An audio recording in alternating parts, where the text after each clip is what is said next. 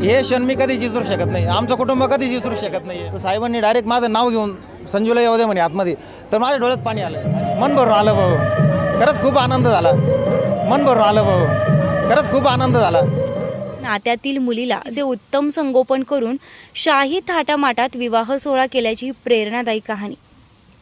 सामाजिक कार्यकर्ते संजय आरणे यांनी आपल्या नात्यातील मुलीच्या विवाह सोहळ्यास थेट मुख्यमंत्री एकनाथ शिंदे यांचा आशीर्वाद लाभल्यानं या विवाह सोहळ्याची जोरदार चर्चा होत आहे.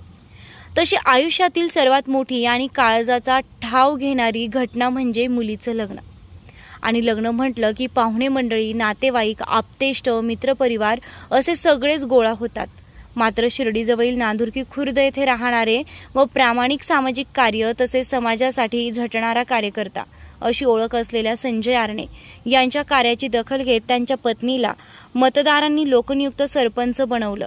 पत्नी आशाताई संजय आरणे ह्या सरपंचपदी विराजमान झाल्या. मात्र पती संजय आरणे यांनी लोकांशी संपर्क ठेवताना सामान्य नागरिक, मित्रपरिवार, समाजातील विविध मान्यवरांनी, दिग्गज राजकीय नेते मंडळी यांच्याशी झालेली आपली नाळ कधी तुटू दिली नाही.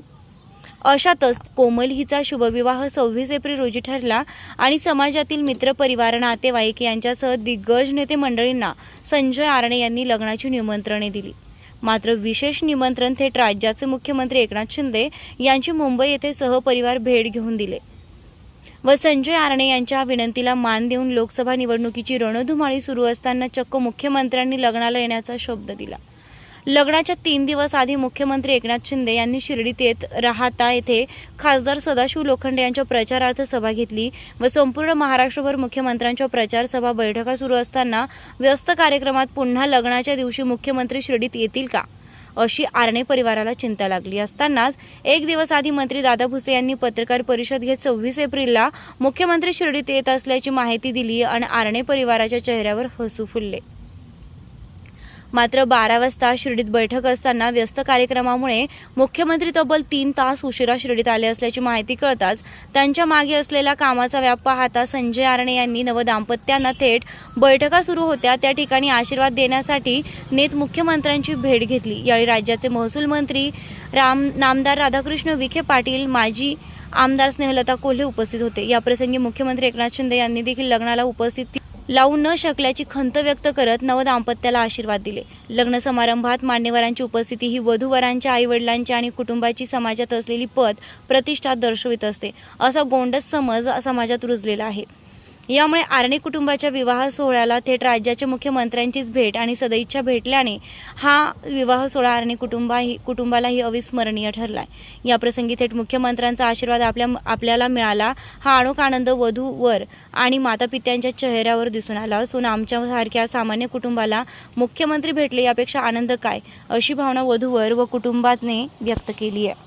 महाराष्ट्राचे मुख्यमंत्री एकनाथजी शिंदे साहेब यांना आम्ही पत्रिका देण्यासाठी त्यांच्या घरी गेलो होतो आणि त्यांनी वेळात वेळ काढून माझ्या लग्नात उपस्थित राहिले. त्याबद्दल वडीलधारे म्हणून ते कायम माझ्या आठवणीत राहतील. त्यांनी आम्हाला दोघांना आशीर्वाद दिला. त्यांना पुढं मीटिंग होती त्यामुळे त्यांनी आम्हाला हॉटेलला बोलवलं होतं. त्यांची भेट घेतल्यामुळे खूप आनंद झाला. मला असं वाटतं की तर माझ्या आईवडिलांची कृपा माझ्यावरती की त्यांनी मला इतकं मोठं करून आज असं स्थळ शोधून काढलं की त्यांच्यामुळं मी आज मुख्यमंत्री साहेबांची भेट घेतली. त्यासाठी मी माझ्या आईवडिलांचंच आभारी राहील आणि मुख्यमंत्री साहेबांनी आम्हाला जे पुढील भविष्यासाठी जे काही आशीर्वाद दिले ते सार्थक ठरो आणि आम्ही त्याच्यावरती सार्थ राहो ही अपेक्षा करतो. मुख्यमंत्री साहेब खरंच चांगले, प्रेमळ आणि माणुसकी असणारे व्यक्तिमत्व आहे. वेळात वेळ काढून त्यांनी वेळ दिला आम्हाला. बाकी भरपूर गर्दी होती त्या ठिकाणी, बरेचसे VIP लोक असतानासुद्धा त्यांनी त्यांना दूर सावरून आम्हाला पुढं घेतलं आणि आशीर्वाद दिला. त्यासाठी त्यांचे मनापासून आभार आणि ह्या गोड आठवणी कायम आमच्या लक्षात राहतील आणि मी अपेक्षा करतो की मुख्यमंत्री साहेब परत एकदा पुन्हा मुख्यमंत्री होतील अशी देवाला प्रार्थना करतो. आनंद तर खूप आहे. 10 वर्षापासून साहेबांच्या कॉन्टॅक्टमध्ये. कालच मला ज्यावेळेस साहेबांचा फोन आला का लग्नाला येतो म्हणून मी 8 दिवसापूर्वी पत्रिका द्यायला गेलो होतो. त्याच वेळेस साहेबांनी आशीर्वाद दिला आणि साहेबांनी सांगितलं होतं का नववधूला आशीर्वाद देण्यासाठी मी येईल. काल मला 3 वाजता फोन आला का मुख्यमंत्री आहे, कारण मी खूप छोटासा कार्यकर्ता आहे खूप छोटा, म्हणजे मी काहीच नाही, मुख्यमंत्री येतो म्हणे. आणि हे जे माझे मित्रपरिवार पूर्ण महाराष्ट्रामधून माणसं आलेले, मन भरून आलं भाऊ. खरंच खूप आनंद झाला. हे माझ्या मुलाचं आणि माझ्या मुलीचं आणि माझं नशीब आहे, खरंच नशीब आहे. कारण साहेबांना भेटायसाठी एक महिना लोक वेटिंगला आहे, भेटत नाही साहेब. पण आज येऊन साहेब आम्हाला शुभेच्छा दिल्याबद्दल साहेबांचे खूप आभारी आहे आम्ही. आजवर मी खूप मुख्यमंत्री बघितले, पण या मुख्यमंत्र्यासारखं नाही. म्हणजे मी अगदी साहेबांना 2:30 वाजता भेटलो त्या दिवशी पत्रिका द्यायला. आणि माझ्यासारखा छोटा कार्यकर्ता कधी पण जाऊन आज महाराष्ट्राच्या मुख्यमंत्र्यांना भेटू शकतो. त्या दिवशी इथं फॉर्म भरायची तारीख होती 22 तारखेला. तर मला गर्दीमधून ते साहेबांच्या पोलिसांनी साईडला केलं. तर साहेबांनी डायरेक्ट माझं नाव घेऊन संजूला येऊ दे म्हणे आतमध्ये. तर माझ्या डोळ्यात पाणी आलं. आणि माझी मिसेस आहे, हिला मी भेटायला घेऊन गेलो होतो साहेबांना. तर ज्या वेळेस साहेबांना आम्ही बघितलं, मुख्यमंत्र्यांना यांनी, तर आमचे डोळे, मी तर कंटिन्यू भेटतो, पण हिच्यासुद्धा डोळ्यात पाणी आलं. हे क्षण मी कधीच विसरू शकत नाही, आमचं कुटुंब कधीच विसरू शकत नाही आहे. साईबाबांची कृपा आहे, कारण आम्ही खूप छोटे माणसं आहे. आमचं जास्त काही कुठं नेटवर्क नाही, आमचं काय राजकीय वारसा नाही आहे. आज साहेब आमच्या लग्नाला येते म्हणून आणि खूप मोठे मान्यवर आले.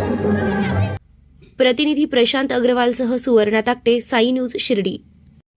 खुशखबर खुशखबर खुशखबर.